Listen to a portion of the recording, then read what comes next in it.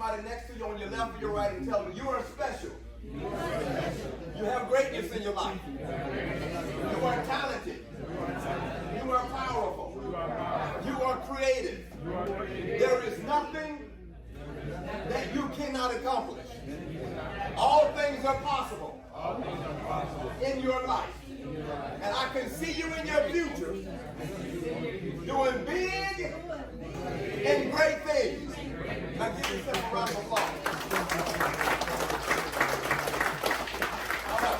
Now, before you take your seat, I'm going to ask you to say the same thing to yourself, but I want you to put a little more emphasis on it, right? I want you to be a little bit more forceful with it because you're speaking over your life. You're speaking over your future. And I want you to just say to yourself, put your hand right here and say, I am special. I am gifted. I am talented. I have greatness in my life. Nothing is impossible. I can accomplish whatever I want to accomplish. And I will realize my dreams and make myself a great life. Do you believe that? Give yourself a round of applause. Thank you very much. You may be seated. My name is Rico Sharp. I'm a motivational speaker. I'm a life coach. I'm a leadership trainer. I'm an interpersonal skill developer. I'm a mentor and a counselor. I've been basically, for the last 32 years of my life, empowering people to be able to overcome adversity, realize their dream, and come into their greatness. And there are some things that you want to accomplish in this life, right? There are some things that you want. There are some things that you want to be able to make sure that before your time expires that you are able to realize in your life. And I'm here today to push you, to help you to understand how to get there, how to make that happen. Now, just to share a little bit with you about myself, and then we'll get into what I come to talk about today, which is on the subject of suicide prevention. My life story began at the age of 13, basically, for me. I was born to a very loving, caring, endearing 14-year-old teenage mother who loved me with all her heart. But times were tough for her because she was raising 3 sons alone. And my father, who was a drug dealer, lived on the other side of town, raising another family, really wasn't involved in my life. He wasn't there for my family. He was somewhere else raising a family that was not his. And so my mom, she struggled. She had challenges in her life, being a teenager with 3 boys. And so what she ended up doing was sending me off to go live with a family member, not because she didn't love me, but because she couldn't afford me. And so I stayed with this person for 5 years, and then that person got really sick and had to hand me back off to my mom. And so my mom did the best she could to take care of me and my 2 brothers without any help from anyone else. And sometimes I got shuffled around throughout different family members' homes. Sometimes I got shuffled around to church members' homes. And then at one point, my mom came to me when I was around 13 years of age, and she said, you know, I love you, but I can't deal with the situation anymore. I can't, you guys are growing up, you're getting a hard head, you think you know it all, that kind of thing. I need you to go live with your dad. And at that point, I was petrified, terrified of my father. And I didn't really know the guy, didn't want to live with him. Every time he came around, all he did was just beat me and criticize me and just made me feel like I was unloved and unwanted, which is what I grew up feeling anyway because of being shuffled around everywhere. And so at the age of 13, in the 9th grade, there were some boys that were in my school, in my class, that were very flashy, very classy. They had money. The girls wanted to be with them. The guys wanted to be like them. And I'm in the classroom with these guys, and they thought I was kind of cool. So I started hanging around with them at school. And when my mom said to me, go live with your dad, and I didn't want to go live with this dude, I thought, you know what? This is my new family, these guys at school. I'm going to go and live where they live. And so that day I made an immature decision to run away from home. And I ran away to go live on their side of town. I didn't have the capacity mentally to understand that these guys were not going to embrace me as their family member. I didn't have the capacity actually understand that I just forced myself into a helpless situation. From that very day, I became homeless. From that very day, I had to learn how to survive by eating out of trash cans, sleeping under oak trees, and sometimes in the middle of the night, jumping up and having to run for my life to keep from being taken advantage of and abused by people out there on the street on drugs. And one thing led to another. After being out there on the street, homeless like that for months and months at a time, a drug dealer came by one night, and I was leaning up against an oak tree about 2 o'clock in the morning during the winter, cold, shaking, and shivering. And he saw me as a young 13-year-old lost boy. He said to me, "Why are you out here in these streets every night like this?" He said, "Like every time I come by, I see you out here." And I said to him, "Because I don't have anywhere to go. I don't have any place to live." He said to me, "Come and get in the car with me." I got in the car with him, and he took me to this rooming house that he and other drug dealers lived. And he bought me some clothes, gave me some food, allowed me to take a shower and to sleep there in that rooming house. But after about a week, he came to me and he said, "Hey, Rico, if you're going to survive in these streets, then you're going to have to learn how to hustle. You're going to have to learn how to be a man. And you got to basically grow up overnight." And he handed me a bag of crack cocaine.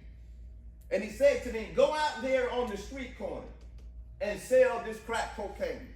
Make yourself some money, and this is how you're going to survive the street life." At that time, I didn't realize that I had alternatives and options. I didn't realize that there were things that I could do to not get involved in that lifestyle. And long story short, I started selling drugs. A couple of weeks later, I started drinking alcohol. A couple of weeks after that, I started smoking marijuana. And a few months later, I started using cocaine. And at the age of 13 now, I'm an alcoholic, I'm a weed head, and I'm addicted to cocaine. And I'm also a drug dealer on the street, risking my life every day and destroying the lives of others who I sold crack to. And eventually, the police came and started watching me and saw me and said, "Hey, here's a young boy out here that doesn't belong out here, and he's involved in criminal activity." So immediately, they started arresting me. I was so naive, I was drinking a beer while the police was walking up to me to arrest me at the age of 13. I had no idea that having alcohol in my possession as a young teenager was a crime. To me, it was like drinking Kool-Aid. But I went to jail that night, to the juvenile detention center. And eventually, I got out. My mom came and got me. I went back to the streets. I got out, started living that same life again, got arrested again, got out, got arrested again, got out, got arrested again, got out, and eventually was taken to the adult county jail, bonded out, went back, bonded out, went back, eventually sent to prison, got out, went back to prison, got out, and went back to prison. I was arrested from the age of 13 to the age of 19 different times. 19 different times. On that last time of being incarcerated, the judge said to me, "You are a threat to society. You deserve to be locked up for the rest of your life." And I was facing 22 years in prison with the mandatory sentencing for trafficking cocaine. And the judge sent me to prison that last time. And while in prison, I made a decision that I can't spend the rest of my life like this. I saw so many people die. So many of my friends and family members lose their life in the streets. There were so many times where I almost lost my life, where there were times when I almost OD'd off of cocaine in a hotel room by myself. There were times when the police beat me down with their sticks and their clubs and even hit me with the car. There were times when I got beat up by like 12 guys at one time and left for dead. There were times when I jumped out of cars that was still going down the road trying to run from the police. There were times when I just really did crazy stuff because I thought that that was my life, that was my identity, and that was my purpose. But while sitting in prison on that third time, I met an older gentleman by the name of Billy. Billy had been in prison for like 30 years and was never going home. Billy had accumulated while in prison his own personal library. I became friends with Billy. Billy started mentoring me in prison. And Billy tucked me under his wing like his own son. And Billy and I developed a good friendship. One day I said to Billy, "Hey Billy, I'd like to buy your books." Billy said to me, "Well, I'd like to have some coffee. I'd like to have some cigarettes. So if you would take your commissary money and give it to me, I'll give you my books." And I made a deal to buy Billy books, and I bought an encyclopedia from Billy. I bought a dictionary. I bought an almanac. I bought commentaries. I bought Bibles. I bought everything that I could buy that Billy had, and I turned my dorm, my bunk, into a college. And I began for 8 hours a day, 10 hours a day, 12 hours a day, every day for years, every single day for years. Just sat there on my bunk and read and read and read and read. And I started memorizing words out of the dictionary. Started memorizing verses out of the Bible. I involved myself in an educational and vocational program in prison called Interpersonal Life Skills. And there I began to realize that I am not a drug dealer. I am not a criminal. I am not a drug addict. I have a purpose to my life. I have greatness in my life. I have something to offer the world. And I began from that moment on to make up in my mind that I am not going out of prison the way I came in. One of the things that I discovered in prison, ladies and gentlemen, is that being in a physical prison is the manifestation of being in a mental prison. I go into jails and prisons now and I talk to inmates. I speak for the federal government. I go around to schools and colleges. I speak for businesses. When I came home out of prison on November 30th, 1995, I got down on the pavement as soon as they opened the gate to release me, and I kissed the pavement. And I made a promise to myself that I am never coming back to prison again as an inmate. Ladies and gentlemen, November 30th of this year will make 30 years that I've been out of prison. That's like a birthday to me. And I'm grateful for the opportunity that I've had to be able to come out here and turn my life around. And I made a promise, not only to myself, but I made a promise to life that I'm going to give life all that I have to give. I made a promise that I'm going to use the remainder of my life helping people to overcome adversity, to discover their purpose, to discover their greatness, to live their dream. And ever since that moment, I've been traveling the world, speaking, helping people to realize the greatness that lives on the inside. I even started a transitional house for homeless people, for people who are coming out of jail and prison, so that they wouldn't go back for the rest of their life or murder and rape and kidnap somebody out in society. And I've allowed for my focus to be on helping people like you every single day.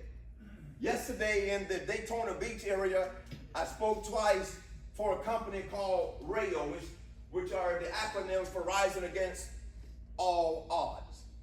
And I shared with them on how to bring out the best in you and how to give life all you have to give.